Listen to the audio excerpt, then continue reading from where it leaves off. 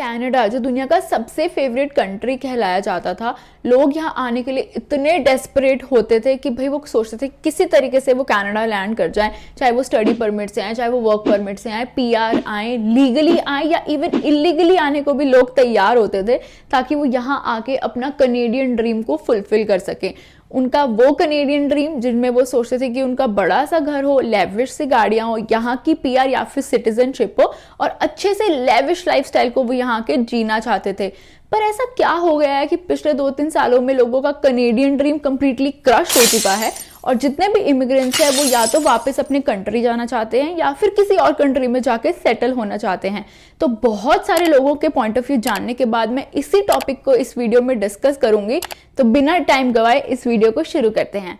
और इस वीडियो को शुरू करने से पहले प्लीज मेक श्योर कि आप मेरे चैनल को सब्सक्राइब कर दें, मेरी वीडियो को लाइक कर दें और अपने फ्रेंड्स और फैमिली के साथ मेरी इस वीडियो को शेयर कीजिए, क्योंकि हर सोसाइटी के लिए ये वीडियो बहुत इंपॉर्टेंट है। तो जो मेरा पहला पॉइंट है वो है यहाँ की जॉब मार्केट।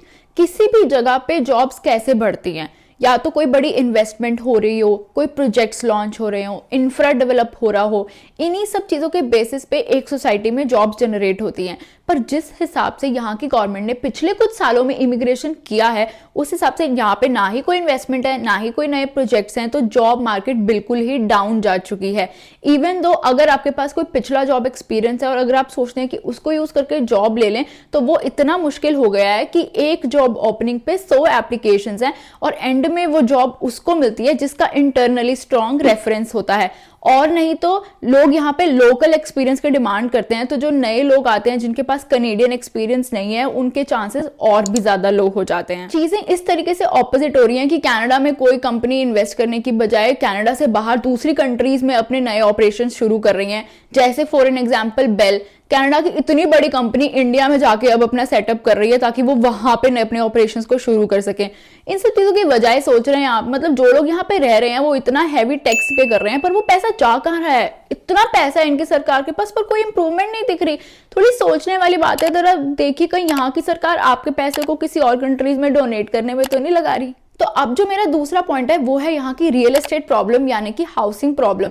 इसका जिक्र हम बार बार अपनी वीडियोस में कर रहे हैं क्योंकि ये प्रॉब्लम बहुत ही ज्यादा बड़ी है।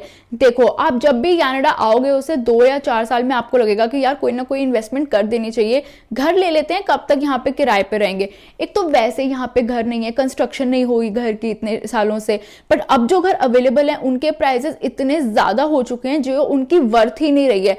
फॉर एन एग्जाम्पल 2 या 3 साल पहले जो घर $600,000 का रहा है वो आज के डेट में शायद 1 मिलियन से भी इतना पार हो चुका है, जो उस घर की एक्चुअल वैल्यू ही नहीं है, वो उसको भी तोड़ के आगे निकल चुका है। और अगर मैं बात करूं डेवलपिंग सिटीज की, जैसे हैलिफैक्स फॉर एन एग्जाम्पल, यहाँ पे भी 1-2 साल में ऐसी ही सिचुएशन आने वाली है क्योंकि बड़े बड़े शहरों से लोग यहाँ पर इन्वेस्ट कर रहे हैं और यहाँ की गवर्नमेंट अब भी उस पेस से जो है वो कंस्ट्रक्शन नहीं कर रही, घर नहीं बन रहे। तो मुझे दिख रहा है कि आने वाले सालों में यहाँ पर भी यही सिचुएशन आने वाली है। और वो लोग जो एक घर ओन करते हैं, मोस्टली न्यूक्लियर फैमिली में रहते हैं, जिनमें अक्सर कनेडियंस का ही माइंडसेट ऐसा होता है कि सोचते हैं कि हमारी महंगाई की वजह से घर की मेंटेनेंस कॉस्ट इतनी ज्यादा है तो क्यों ना हम किराए पे ही रह लें।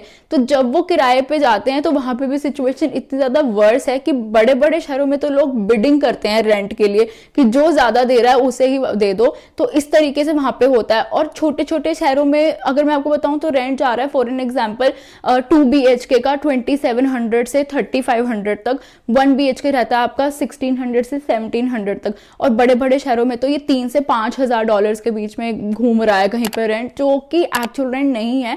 ये लोगों की जो पेइंग कैपेसिटी है वो तो उतनी ही है, मिनिमम वेजेस भी वही है, सैलरी भी उस हिसाब से नहीं बढ़ रही, पर लोग अपना पूरी सैलरी का 40 to 50% आज की डेट में रेंट में दे रहे हैं। तो जब वो ऐसी सिचुएशंस को एनालाइज करते हैं तो उन्हें लगता है कि यहाँ इन्वेस्ट करने का क्या फायदा। इसीलिए स्पेशली इंडियंस तो सीधा इधर से अपनी कंट्री में इन्वेस्ट कर रहे हैं, वहां पे घर फ्लैट्स खरीद रहे हैं और सोच रहे हैं कि कुछ साल यहाँ पे रह के वापस ही चले जाएंगे। तो अब जो मेरा तीसरा पॉइंट है वो है यहाँ का सोसाइटी का इशू। थोड़ा सा तो इस चीज़ में मैंने बहुत सारी चीज़ें गैदर की हुई हैं। देखो, हर सोसाइटी अलग होती है, हम जिस सोसाइटी पे आए हैं वहाँ पे अलग चैलेंजेस हैं, पर यहाँ की सोसाइटी के कुछ ऐसे चैलेंजेस हैं जो लोग चाह के भी एक्सेप्ट नहीं कर पा रहे। जैसे यहाँ के LGBTQ की problem, drugs related issues, mental health problems and crime rate के इश्यूज। देखो, पहले हम शुरुआत करते हैं LGBTQ से। अगर आप सिंगल हो शायद आपको इतना फर्क नहीं पड़ेगा, पर अगर आपकी फैमिली है, और जो मोस्ट ऑफ द लोगों की फैमिली होती है, उनके बच्चे होते हैं, वो कहीं ना कहीं इस बारे में सोचने में आज की डेट में मजबूर हैं। क्योंकि जब बच्चे डे केयर में जाते हैं, प्राइमरी क्लासेस में जाते हैं, वहीं से बच्चों को इन सब इन्फॉर्मेशन से एक्सपोज कर दिया जाता है, जो पेरेंट्स को लगता है कि ये सही टाइम नहीं है। मतलब अगर बच्चा 14, 15, 16 साल की उम्र में हो रहा है तो समझ में आता है कि बच्चा इतना मैच्योर है, उसकी अंडरस्टैंडिंग इस लेवल पे डेवलप हो चुकी है कि अब वो अपना नफा नुकसान या फिर अपने आप को आइडेंटिफाई कर सकता है। पर क्या सेंस बनती है 4, 5, 6 साल के बच्चों को इन सब चीजों के बारे में बताने में, जहां वो खुद ही कंफ्यूज है कि वो है कौन। तो इस वजह से काफी प्रोविंसेस में गवर्नमेंट और पेरेंट्स के बीच में क्लैशेस भी हो रहे हैं। मतलब ये यहाँ की सरकार चाहती है कि बच्चों को पता हो, चाहे माँ बाप इस बारे में कुछ जानते हो या नहीं जानते हो, बच्चा इस बारे में जरूर जाने। बच्चा स्कूल में जाके अपना जेंडर चेंज करवा ले, चाहे माँ बाप को पता हो नहीं पता हो। ये यहाँ की अभी की जो गवर्नमेंट है उसकी आइडियोलॉजी है, जिसकी वजह से बहुत सारे नॉट ओनली इमिग्रेंट्स, इवन जो कनेडियन पेरेंट्स भी हैं उनको भी इस बारे में प्रॉब्लम हो रही है। तो काफी सारे जो हैं थॉट्स क्लैशेस इस टाइम पे यहाँ पे चल रहा है। और जो दूसरी बात आती है वो आती है ड्रग्स की। मैंने एक वीडियो पहले भी बनाई थी जिसमें मैंने आपको वेस्टर्न कंट्रीज के डार्क साइड काफी अच्छे तरीके से एक्सप्लेन किए थे। वो वीडियो भी आप जाके देख सकते हैं, क्योंकि नफा नुकसान सबको पता होना चाहिए। बट ये बात सच है कि 14, 15, 13 साल की उम्र के बच्चे किसी ना किसी तरीके से वीड के या अलग तरह की ड्रग्स के एडिक्टेड हो चुके हैं। मैं ये नहीं कह रही कि आपका बच्चा भी होगा, क्योंकि इस चीज में आर्ग्यूमेंट आती है कि यार हर चीज फैमिली टू फैमिली जो है ना वो वेरी करती है, बिल्कुल करती है, पर हर जनरेशन अपनी प्रीवियस जनरेशन से 2 कदम आगे होती है। मैं अपने पेरेंट्स से अलग हूं, आप भी अपने पेरेंट्स से अलग होंगे, तो ये आप मतलब ये नहीं होगा कि बच्चा होगा ही होगा इस सब चीजों के एडिक्ट। इट्स जस्ट कि चांसेस जो हैं वो बढ़ जाते हैं।